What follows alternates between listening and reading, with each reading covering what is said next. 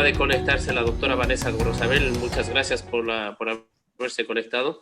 Sé que ha estado difícil la conexión, me imagino, problemas técnicos.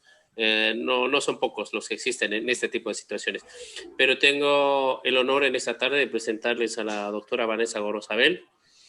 Es una psiquiatra de muy amplia trayectoria. Actualmente es médico tratante también del Hospital Bosán-de Quito. Ha colaborado en un sinnúmero de conferencias también con la Fundación Parkinson Ecuador. ¿Y quién mejor para explicarnos acerca de los trastornos psicoorgánicos de la enfermedad de Alzheimer? Doctora Vanessa Gorosabel, muy buenas tardes. La audiencia es suya. Buenas tardes con todos. Me alegro estar aquí con ustedes participando. En esta ocasión voy a hablar sobre la enfermedad de Alzheimer y los trastornos psicoafectivos que se pueden presentar en esto. Principalmente voy a compartir en este momento mi charla, si me permiten.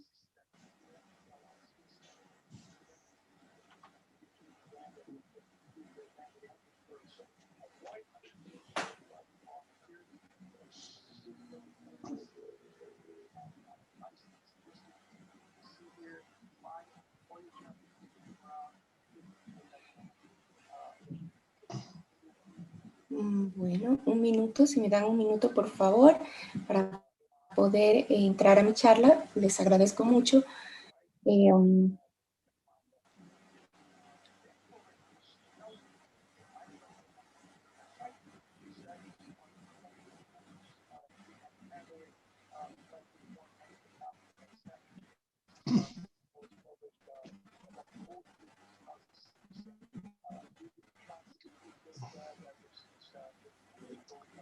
No survey, ¿eh?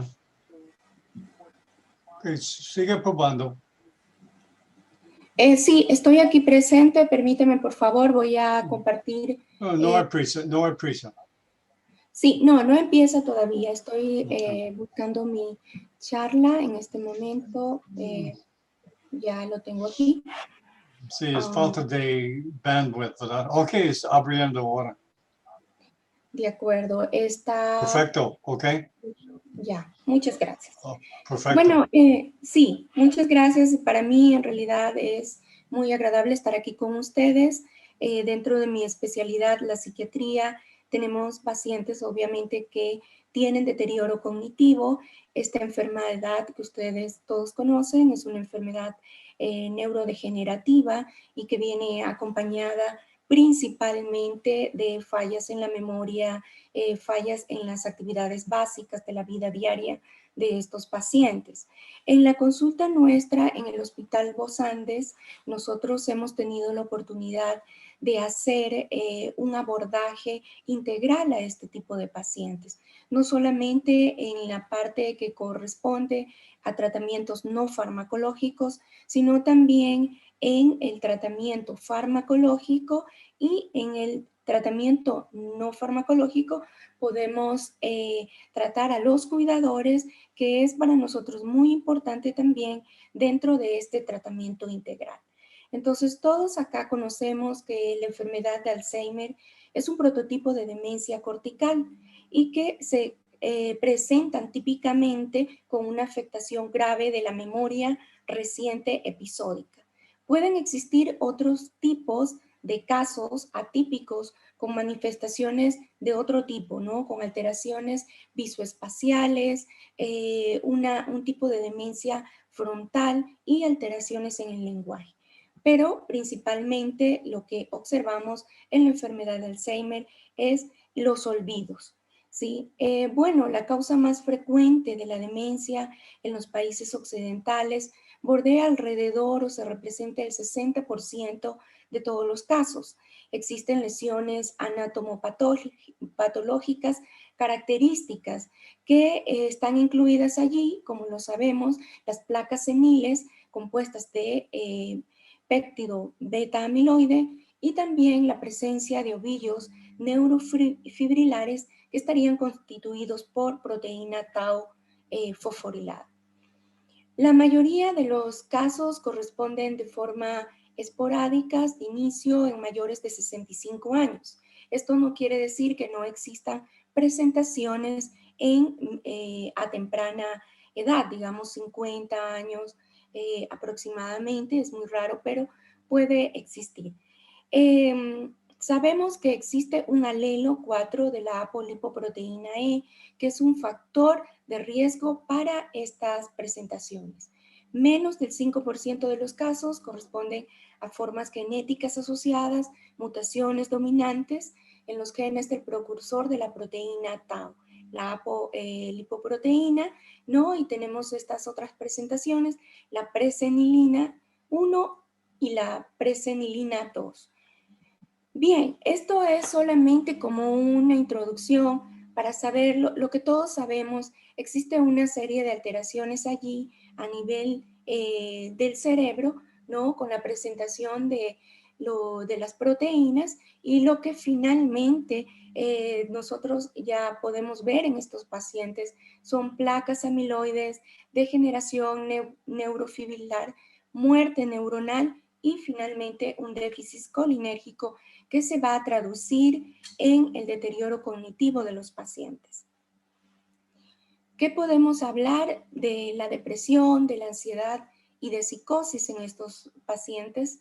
Pues ciertamente estos trastornos afectivos están en relación directa con la pérdida de la memoria de estos pacientes y con la pérdida de la funcionalidad que ellos van a medida que van experimentándolo.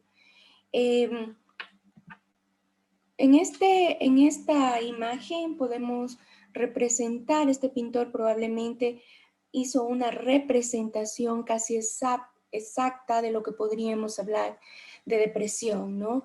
Es un estado de decaimiento, de apatía, de abulia, ideas pasivas de muerte, y que en los adultos mayores, que es la población en la cual estamos hablando, si bien es cierto, no se presentan exactamente estos síntomas, presentan como una especie de depresión atípica en donde ellos pueden más bien manifestar, aparte de su apatía y abulia, irritabilidad, enojo, en la interrelación con las personas que están viviendo. La discapacidad de las funciones que se producen en esta enfermedad les lleva, obviamente, a estos pacientes a tener un episodio depresivo. En este artículo que está aquí, los autores tratan de reflejar cómo existe una confusión entre el deterioro cognitivo que van presentando los pacientes y la depresión y viceversa. Es decir, hay pacientes que están en un estado depresivo y no son todavía detectados como una depresión y también no logran ser detectados estos trastornos afectivos en pacientes con deterioro cognitivo. Así, en este estudio que hicieron estos autores, David y Ángeles y colaboradores, ellos trataban de valorar los síntomas neuropsiquiátricos que pueden interferir en la detección de deterioro cognitivo en estos pacientes, ¿sí? Y a través de una evaluación, por supuesto, de algunas escalas, lograron determinar que el 55.8% de los pacientes que fueron estudiados al haberse realizado este mini mental test, que es uno de los estándares para lograr encontrar o detectar estos casos, se encontró de que estos pacientes realmente estaban afectados. Además de esto, también podríamos decir que los trastornos afectivos, tanto como la depresión principalmente, y la psicosis relacionada más con una alteración en el comportamiento, en una alteración en la sensopercepción que tienen los pacientes que ya van teniendo el deterioro cognitivo en la enfermedad de Alzheimer, podemos encontrar de que la depresión podría ser en estos pacientes un riesgo mucho más alto, ¿sí? En los pacientes mayores de 75 años podemos encontrar depresión, de igual manera podemos encontrar psicosis.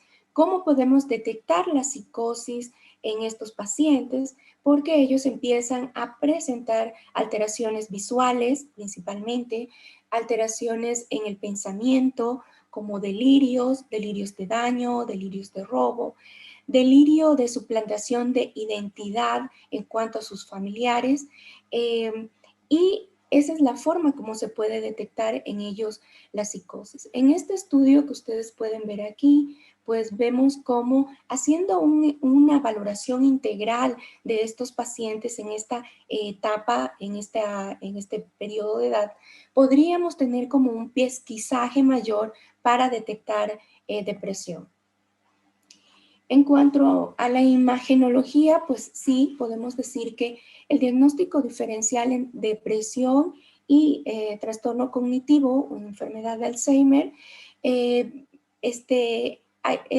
un poco complejo, ¿no? Porque en esta imagen, por ejemplo, podemos observar cómo se observa que existe una atrofia cortical, ¿sí? Y que existe principalmente una reducción del hipocampo en pacientes en depresión. Pero esto no solo es exclusivo de pacientes en depresión, sino que también de pacientes con enfermedad de Alzheimer. Existe la llamada antiguamente pseudodemencia depresiva, ¿no? Que son esos pacientes que aparentan tener un deterioro cognitivo, pero están en un estado depresivo con características como dificultad para la concentración, la memoria, ¿sí? La dificultad, esto hace pensar que fuera un deterioro cognitivo y en realidad está en un estado depresivo, y una vez hecho el diagnóstico en estos pacientes, entonces con un tratamiento apropiado hay una reversibilidad, ¿no? De una reversibilidad de estas fallas cognitivas y que no necesariamente que encajarían en una enfermedad de Alzheimer. En esta imagen lo que yo quisiera es mostrar cómo ustedes pueden observar el empequeñecimiento del hipocampo en esta imagen, ¿no? Si lo podemos ver en 0 y luego lo vemos en la imagen número 4, vemos el empequeñecimiento. La ansiedad, básicamente, este sería otro tema, pero este tema atañe principalmente a los cuidadores, ya que en ellos es donde se ha visto que existe una dificultad en la interrelación, un agotamiento, un cansancio para poder atender a los pacientes que tienen enfermedad de Alzheimer.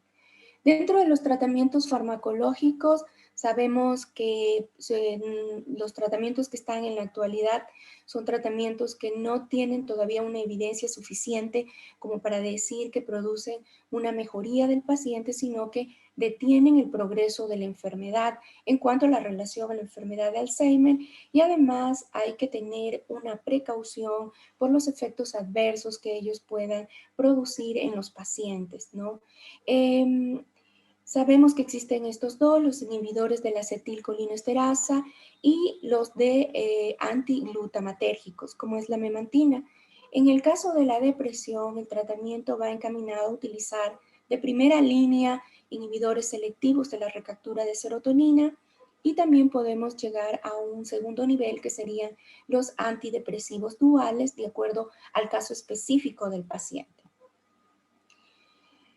Hay algo muy importante que debemos considerar a la hora de iniciar un tratamiento en los pacientes, considerando que son pacientes polimedicados, que son pacientes con muchas comorbilidades. Tenemos que considerar esto y que existen, en este estudio lo demuestran estos autores, que existen ciertas inconvenientes a la hora de hacer las prescripciones en el tratamiento del paciente con deterioro cognitivo, y una de las principales está relacionado con la polifarmacia.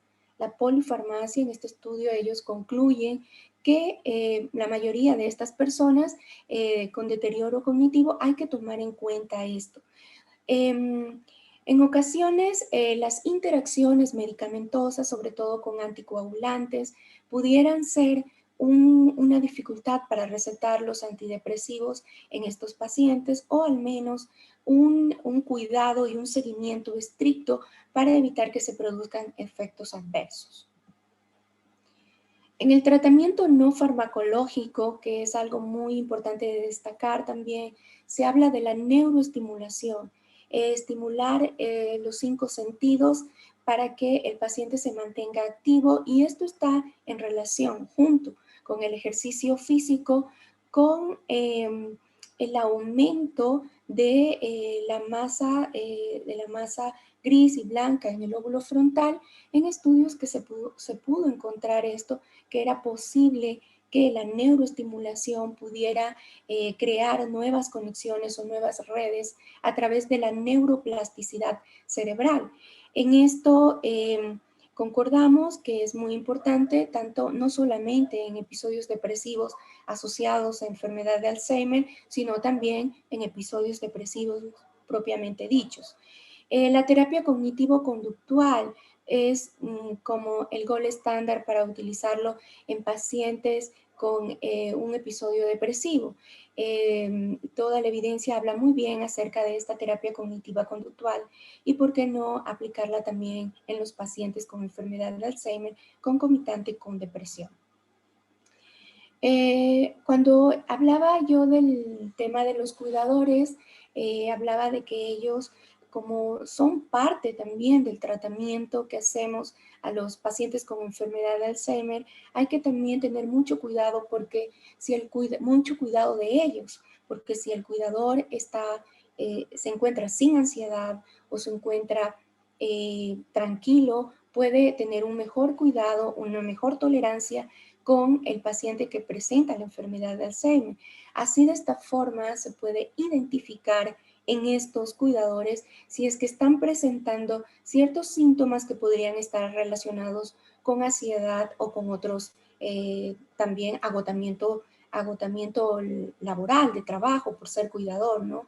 Y una de estas síntomas podrían ser irritabilidad, falta de organización, pobre concentración, rendimiento, astenia, fatiga, y una situación bastante delicada, pensaría yo, y esto experimentado y también tratado, aquel cuidador que presenta su frustración le puede llevar a realizar conductas agresivas para el paciente con enfermedad de Alzheimer, y tener que llegar a esto que sería la deshumanización de la asistencia.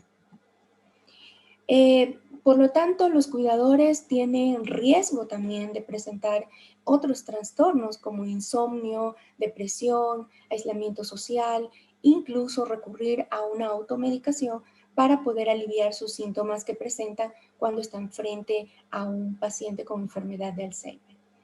Bueno, esta ha sido mi corta intervención. Espero haber ayudado en algo en esta presentación.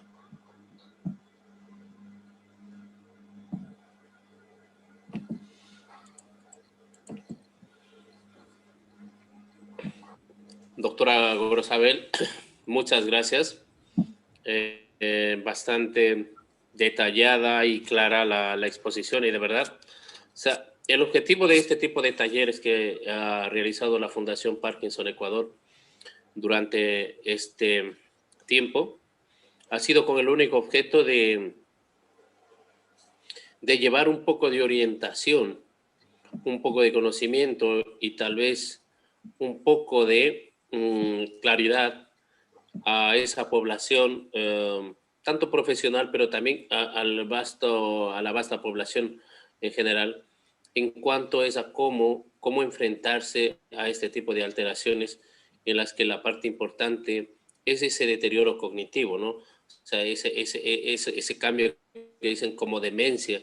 Y a más de eso, o sea, la demencia no es solamente una entidad en sí, porque conlleva un sinnúmero de cambios, como efectivamente lo dice la doctora Vanessa Gorosabel, los cambios psicoemocionales, psicoafectivos con los que lleva, y no solamente el paciente, sino para el paciente y su familia, el medio en el que se desenvuelve. Pues una vez más, agradeciéndole, vamos a abrir el tiempo de debate, que no nos queda, tenemos un poco de tiempo, con 30 minutos aproximadamente, para poder hacer todas las preguntas habidas y por haber. Vamos a continuar. Previamente habíamos visto ya algunas preguntas. Una de las preguntas de Iván Redin es para el doctor Matovelle, que dice: en el caso de pacientes analfabetos, ¿qué tipo de batería neuropsicológica utiliza? Ya, específicamente no podemos encontrar una batería neuropsicológica para el grado de escolaridad. Sin embargo, dentro de las baterías psicológicas sí tenemos baremos y parámetros que al momento de calificar el reactivo nos dan un indicio, perdón, nos guiamos en estos baremos para calificar el test en base al grado y al nivel de escolaridad que tiene el paciente en absolutamente todas las baterías. Pero, por ejemplo, yo creo que tal vez Iván pregunta acerca de si yo tengo un paciente analfabeto, que quiere decir no sabe leer, no sabe escribir, entonces, ¿cómo sustituiríamos? ¿Qué tipo de parámetros valoraríamos en ese caso? Nosotros lo que hacemos es adaptar el test al nivel de escolaridad del paciente. Entonces, previamente se tiene la entrevista con el paciente, se determina el grado de escolaridad que manifiesta y en base a eso hacemos una adecuación de las baterías que vayamos a utilizar. Ahí sí ya queda a criterio propio del profesional el grado de adaptación que le pueda dar la batería y el uso que le pueda dar en base al nivel de escolaridad que presente. Efectivamente, hay que tener en cuenta que, por ejemplo, me parece que la doctora Gorosabel en algún momento ha tenido algún trabajo o algún paciente en conjunto con la doctora Bernarda Secaira. No sé si llegaron a valorar algún paciente en efectivo, por ejemplo. Con la doctora Secaira en su momento en la ciudad de Quito habíamos planteado y se propuso ya las bases de los protocolos de valoración neuropsicológica que se deberían implementar, ¿no? O sea, la mayor parte, efectivamente, como dice Iván, o sea, tenemos protocolos de valoración neuropsicológica generales, mundiales, y que cada uno de los grupos se va adaptando a las distintas naciones, ¿no? Las distintas poblaciones, tomando en cuenta a nivel cultural, costumbres, estudios, y etcétera, etcétera, etcétera. Entonces, por ejemplo, igual en la ciudad de Quito, en Ecuador es bastante amplio igualmente, o sea, no podemos hablar... sí, diga.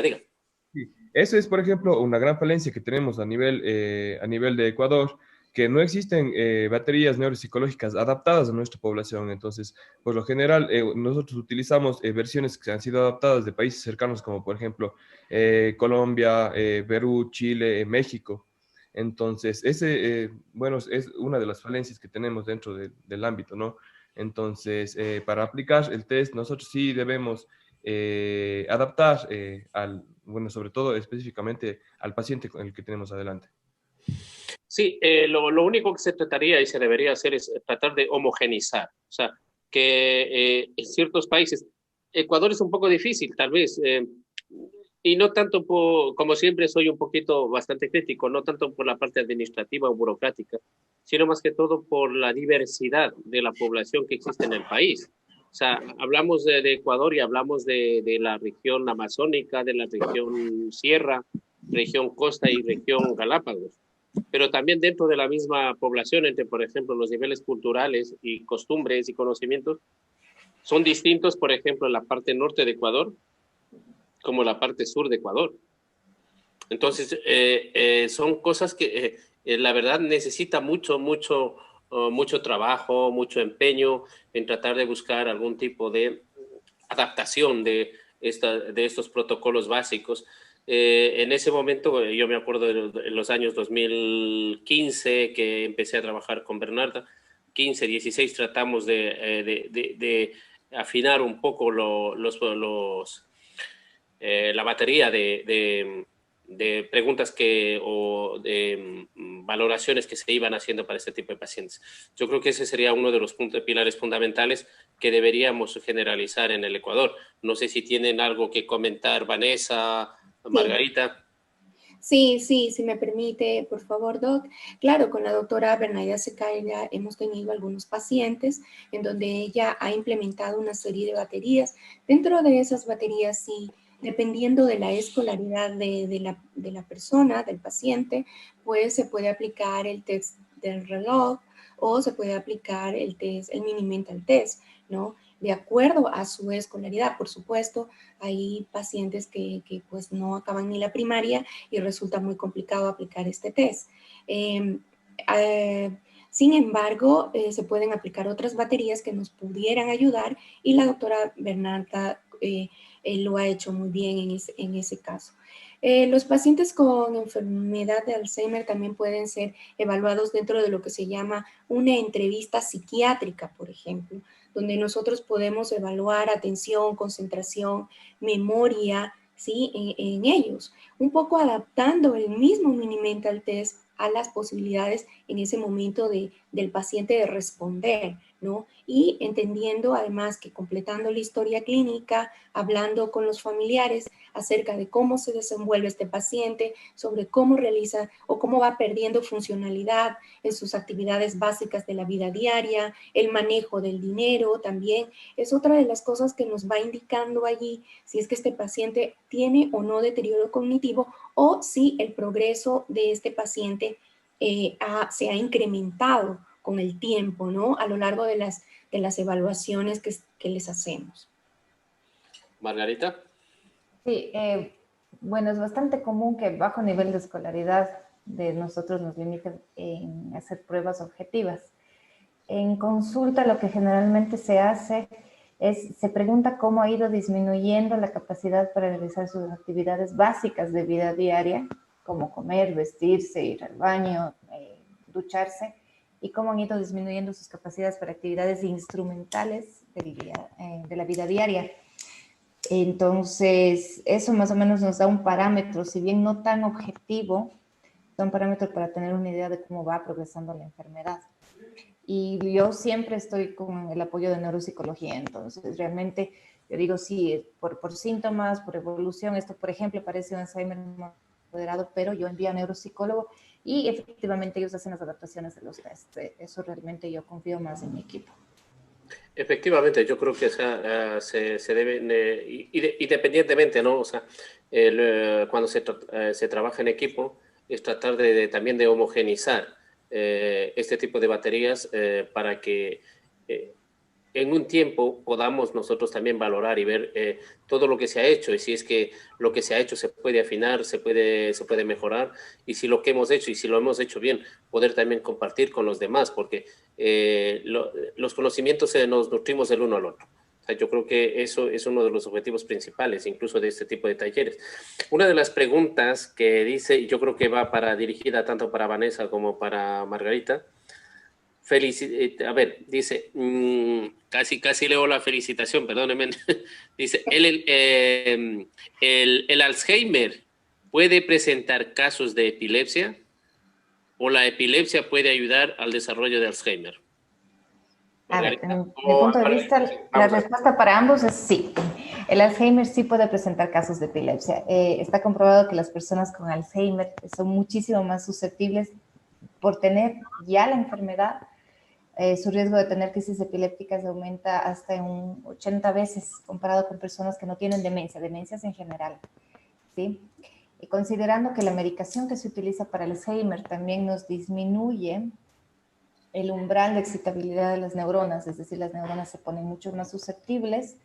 También sabemos que el Alzheimer por tratamiento, o sea, por uso de medicación, tiene un riesgo más alto de presentar crisis epilépticas. Además que las crisis epilépticas en el Alzheimer no llevan el concepto que todas las personas tienen de crisis epiléptica. ¿Qué creemos que es una crisis? Que es una convulsión, que el paciente se cae, mueve brazos, piernas y pierde la conciencia. No toda crisis epiléptica es igual.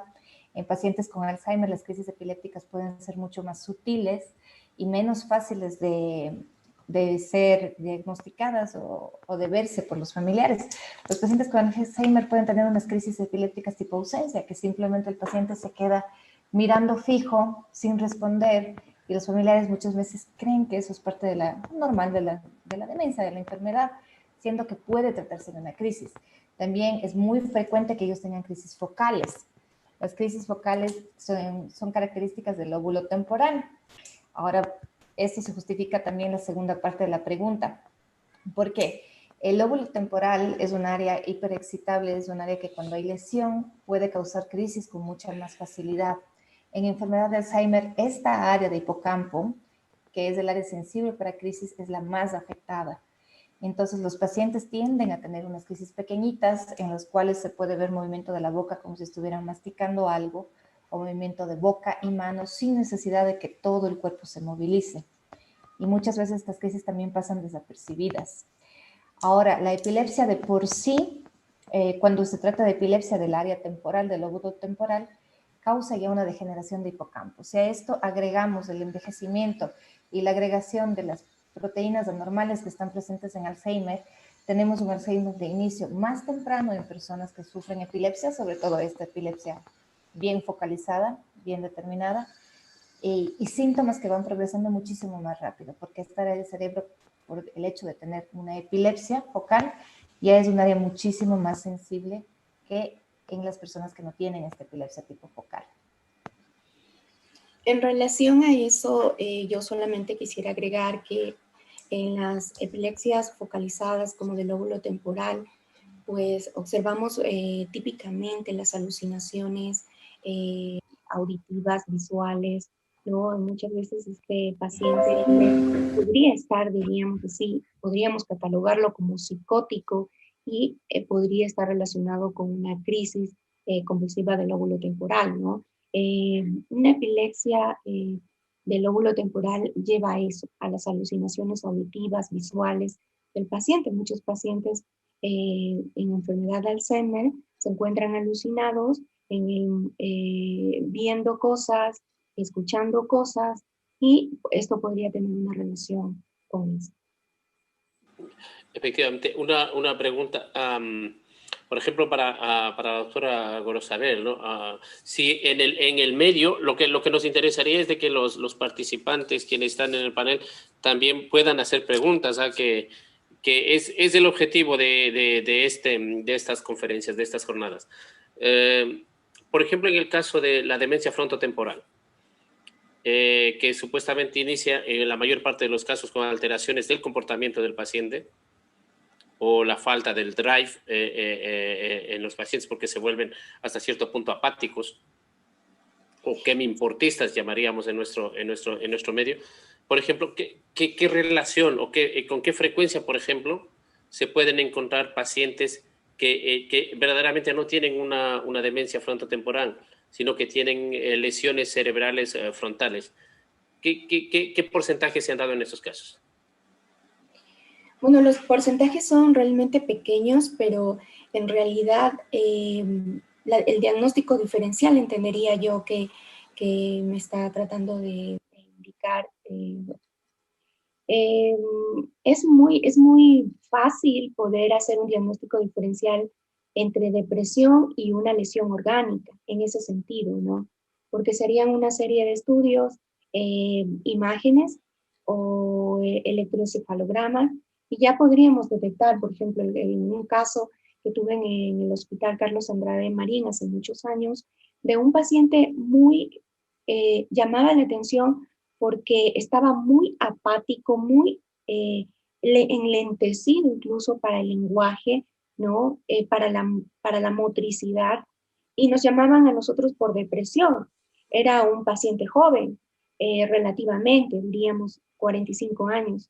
Y lo que se nos ocurrió es que estos síntomas no encajan con la depresión, porque el enlentecimiento motriz de un paciente deprimido no vamos a ver un enlentecimiento tal incluso para la movilidad en cuanto a obtener objetos o en cuanto al lenguaje, ¿no? Se le hizo efectivamente una tomografía simple del cerebro y se encontró una masa en el lóbulo frontal, ¿no? Sabemos que para depresión existe una dificultad en cuanto a lo que es la función ejecutiva, ¿no? Y la memoria de trabajo.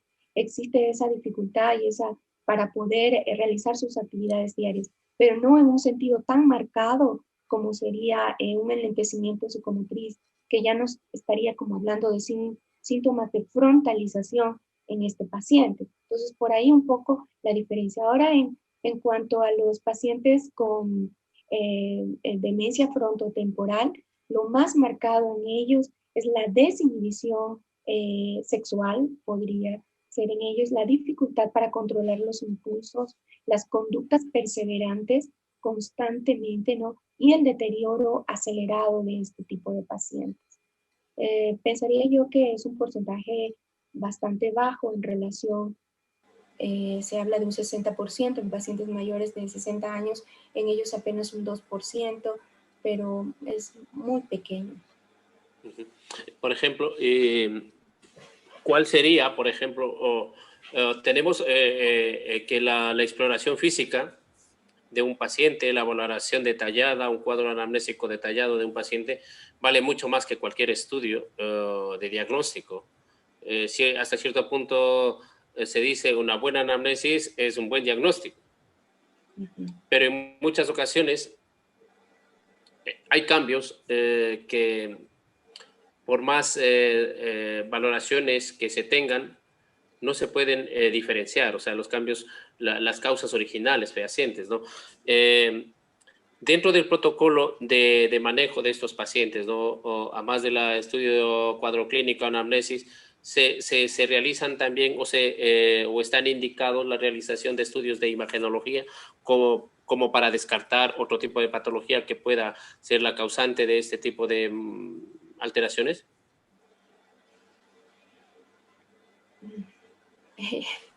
Bueno, en el caso, cuando es muy llamativo realmente el comportamiento de este paciente, sí. En la historia, es cierto, la historia clínica es como, es la base del diagnóstico. Y la entrevista psiquiátrica que nosotros hacemos explora eso, ¿no? Explora no solamente los antecedentes patológicos personales, familiares, historia familiar, laboral, sino que ya cuando se entra al examen mental, uno puede valorar las funciones cognitivas, el lenguaje, el afecto, y ahí podríamos ir llegando a un diagnóstico, pero sí. De hecho, hay pacientes que tienen un enlentecimiento psicomotriz que llama muchísimo la atención, y es ahí cuando uno hace diagnóstico diferencial, haciendo una imagen, ¿no? Si es que es un paciente que no tiene antecedentes patológicos personales, por ejemplo, cuando hay la sospecha clínica, por ejemplo, cuando haya sido un paciente que haya tenido una enfermedad de tipo infecciosa en su infancia, ¿no? O que haya habido un antecedente de un proceso infeccioso y que nosotros estemos sospechando o haya estado ya diagnosticado de que haya sido un proceso infeccioso del sistema nervioso central, como para uno pensar o descartar, ¿es más orgánico estructural o es más emocional?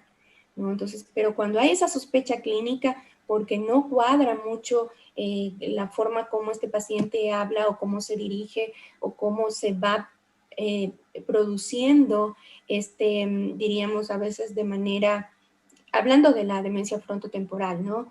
De manera un poco más como abrupta, ¿no? Que no es algo insidioso, sino que de pronto empezó con unos comportamientos desinhibitorios o unos comportamientos perseverantes, pues ahí yo creo que se podría hacer, pero no es un protocolo directo, es decir, no se lo hace de forma directa, pidamos todas imágenes, ¿no?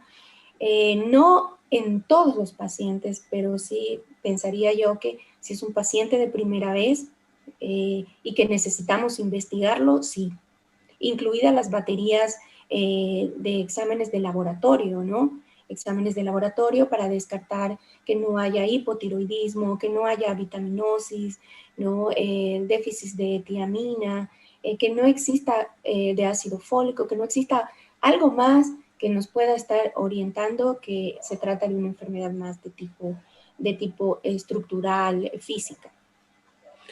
Doctora Margarita, ¿usted qué valor le daría, por ejemplo, al estudio de la electroencefalografía en la demencia? Bueno, es bueno siempre orientar a los familiares de los pacientes con demencias en general el riesgo de crisis epilépticas y que estén atentos y pendientes a señales que para ellos podrían parecer normales, pero que a nosotros nos pueden indicar una patología extra. Los electroencefalogramas yo realmente no envío rutinariamente, ¿sí? Sobre todo en la enfermedad de Alzheimer, excepto cuando tengo sospecha de que hay crisis, primero. Y segundo, yo envío electroencefalogramas siempre y cuando el paciente tenga una demencia atípica. ¿Sí? Las demencias rápidamente progresivas, aquellas que el paciente en un lapso de 6 meses a 2 años pierde completamente su capacidad para cuidarse a sí mismo, generalmente tienen alguna otra causa subsecuente. Hay enfermedades como por ejemplo la de Creutzfeldt-Jakob, que es un tipo de enfermedad muy característica por tener crisis epilépticas silentes o actividad epiléptica en cerebro sin necesidad que el paciente convulsione. Entonces, cuando yo tengo sospecha de algunas demencias específicas, sí envío, pero de rutina no suelo hacer la solicitud de electroencefalograma en Alzheimer. Excelente, excelente. Lo que pasa es que la pregunta lo hice un poco errática, porque iba al contrario. Pero bueno, vamos a, como se dice, a reinsertar esta pregunta. ¿Qué valor tendría un estudio de electroencefalografía en un estudio de una posible demencia? Depende de la sospecha del tipo de demencia, doctor. Efectivamente. Va a depender. Exacto. Es criterio neurológico, en realidad. No todas las demencias van a venir con crisis, no todas las demencias vamos a tener sospecha, sobre todo en fases iniciales de que tengan crisis epilépticas. ¿Y qué tipo de alteración o qué tipo de actividad eléctrica presentaría un paciente con demencia? O sea, Depende. no necesariamente crisis epiléptica. Efectivamente, no necesariamente vayamos a decir, pedimos o hacemos un electroencefalograma para descartar una crisis comicial o epiléptica, sino, o sea, ¿cómo cambia la actividad electroencefalográfica de un paciente con demencia frente a un paciente normal, catalogado como normal? En electroencefalograma nosotros tenemos algunos patrones de ondas normal. Por ejemplo, en paciente despierto tenemos una diferenciación de ritmo alfa, ¿sí? Que se ve ondas en la porción anterior, que van disminuyendo cuanto vamos evaluando las porciones posteriores del cerebro. En pacientes con Alzheimer esa diferenciación del ritmo alfa disminuye muchísimo. No podemos ver que haya un cambio de ondas entre las porciones anteriores y posteriores del cerebro. Una.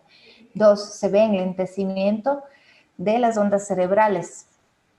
Se le ve un enlentecimiento generalmente difuso de ondas cerebrales ya en estadios mucho más avanzados de enfermedad. Caso contrario, se ve enlentecimiento de ondas, por ejemplo, frontotemporales en Alzheimer y demencia frontotemporal. Entonces, hay cambios que no necesariamente van a ser concordantes con crisis convulsivas, pero que sí nos van a hacer sospechar de alteraciones a nivel eléctrico del cerebro.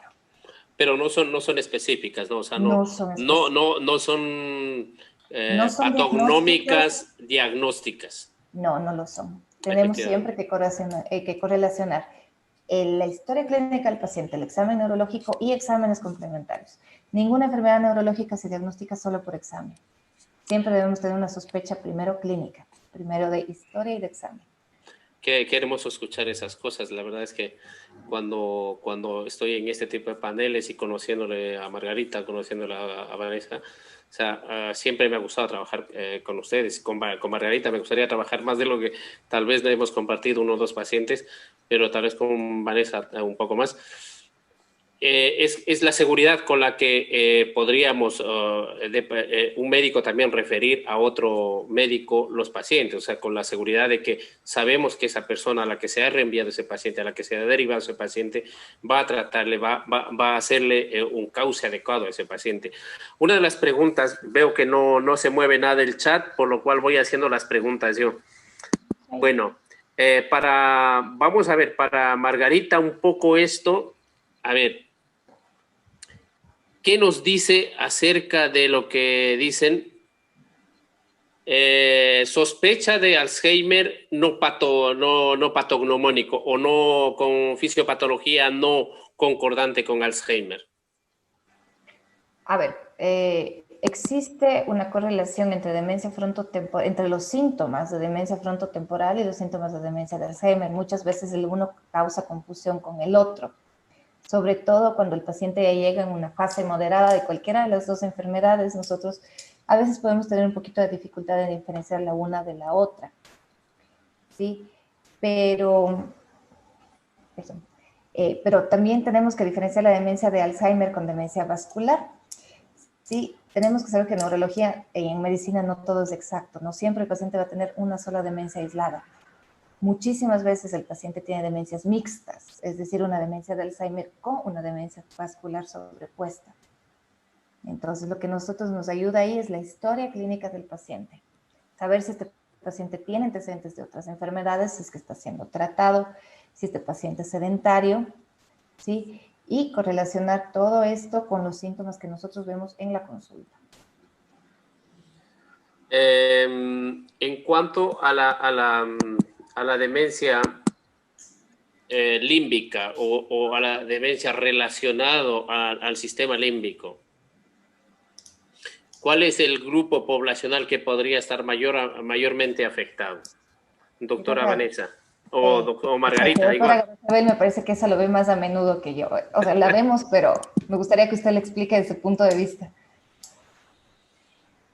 Bueno, cuando hablamos del sistema límbico, estamos hablando de estructuras que están relacionadas como la amígdala, el hipocampo, ¿no? El circuito, y que está relacionado con también llamado circuito del miedo y que está afectado principalmente por el tema de los trastornos afectivos, ¿sí?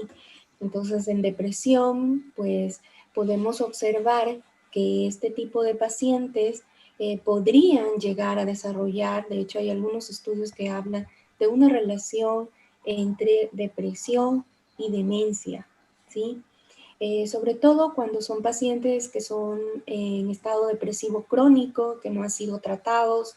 Como ustedes saben, esta parte de la neurobiología de la depresión habla de un proceso inflamatorio que genera una apoptosis celular, y por lo tanto eso es lo que está relacionado con la reducción del hipocampo, que pudiera ser reversible si se diera un tratamiento pronto, oportuno. Esa es como un poco la urgencia de hacer conciencia entre la población de que la depresión es una enfermedad que puede traer secuelas, no solamente el suicidio, ¿no? Que llega a un porcentaje del 15% de la población, sino que también pudiera llevar a producir un deterioro cognitivo debido al estado crónico del paciente y por este mecanismo que estoy mencionando.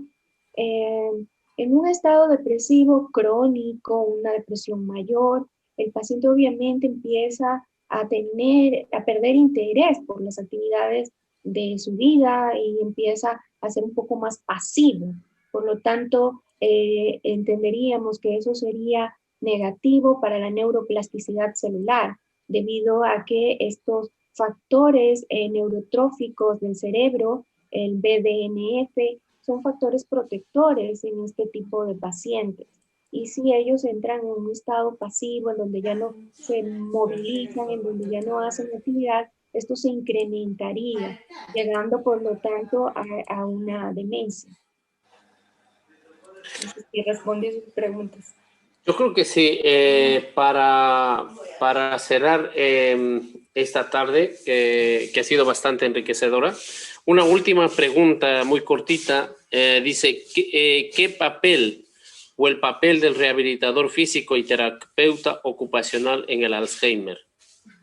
Yo me gustaría contestar esta pregunta porque realmente es un papel fundamental el que tiene. En base a lo que hemos hablado anteriormente, está demostrado que el ejercicio físico produce un aumento de las redes neuronales, entendiéndolo como neuroplasticidad, ¿no? Como la creación de nuevas redes que pudieran hacer que este paciente detenga el progreso de su enfermedad, ¿no? Y además que también pueda haber este beneficio. Incluso se habla de un crecimiento de la sustancia gris y blanca en pacientes que están en un ejercicio continuo y sobre todo en un ejercicio moderado. Habla de un ejercicio moderado. Sí, en cuanto a la parte ocupacional, por supuesto, esto ayuda también con la conectividad y yo diría que el papel es importantísimo del rehabilitador físico y ocupacional. Muchas gracias. Una vez más agradeciéndoles a la doctora Margarita Veiga, al doctor Mato Bella y a la doctora Vanessa Gorosabel por haber compartido esta tarde con nosotros y hacernos partícipes del conocimiento. Nada más que agradecerles y también desde la Fundación Parkinson Ecuador, agradecerles a todos quienes han tomado parte de estos 7 talleres realizados durante el año 2020-2021. Tengo el placer de indicarles que hemos culminado una sesión de talleres que se había programado. Esperemos que haya sido del agrado de la población en general, pero también esperamos que el esfuerzo que llevamos día a día por realizar este tipo de comunicaciones haga algo o haga un hincapié a que en el futuro sigamos trabajando juntos por días mejores. Por días mejores. Esperemos que podamos trabajar no solamente en el ámbito clínico, también sino en el ámbito de investigación. Hay muchas cosas que debemos todavía estudiar en cuanto a esa demencia. Y no estamos hablando de cosas grandes, no de cambios moleculares, cambios genéticos, sino simplemente de las cosas básicas que también es investigación, la parte epidemiológica, que sería bueno que también tengamos bastante manejado cuáles son los índices, la prevalencia de este tipo de enfermedades en el país y por qué no decir en Latinoamérica. Pues como una vez más, gracias Margarita, gracias Vanessa, un gusto enorme haber compartido este tiempo con ustedes. John, muchas gracias por haber colaborado durante casi este año que hemos realizado los talleres. Y como siempre dicen, a veces la despedida no es una despedida, sino un hasta luego. Un hasta luego. Muchas gracias a todos. Ok, gracias a todos los presentadores y los panelistas. Después de verlo, Carlos, yo quiero estar estudiante de medicina otra vez. Quiero empezar en principio con esta tecnología para usar esto para conocimiento de Parkinsonismo. Entonces, sí. ¿Hay más talleres o se acabó estas sesiones? Sí, estos talleres han terminado y bueno, pues nada, Margarita sabe que tenemos, igual no se parece si Vanessa tiene la conferencia que está organizado por el Hospital Bozán de Esquito en jornadas médicas. Margarita, tendremos la conferencia, creo que es el 26 de febrero. En principio se pensó que iba a ser un video pregrabado, pero al final vamos a hacer presencial online, una conferencia igual a la de hoy. Me imagino los del Hospital Bozán de Esquito ya se pondrán en contacto con usted para comunicarle los cambios. Y Carlos, tengo algo en mi oficina. Tú no puedes ver porque yo tengo background. Y estamos en contacto y estamos en camino. Pues así es que, bueno, Margarita, un gusto. Ya nos veremos el 26 de febrero en la conferencia de las jornadas Parkinson Ecuador. Doctora Vanessa, igual, me imagino, ojalá pueda viajar en algún momento aquí a Ecuador y poderlos visitar. Ojalá, doctor, le esperamos, usted sabe, con mucho agrado, con mucho entusiasmo, y muchas gracias también por estar aquí, todos los panelistas, también estoy muy agradecida, y que tenga un pronto retorno a nuestro Ecuador, eso esperamos. Muchas gracias. Hasta luego. Ok, gracias a todos. Saludos, saludos. Ok, yo voy a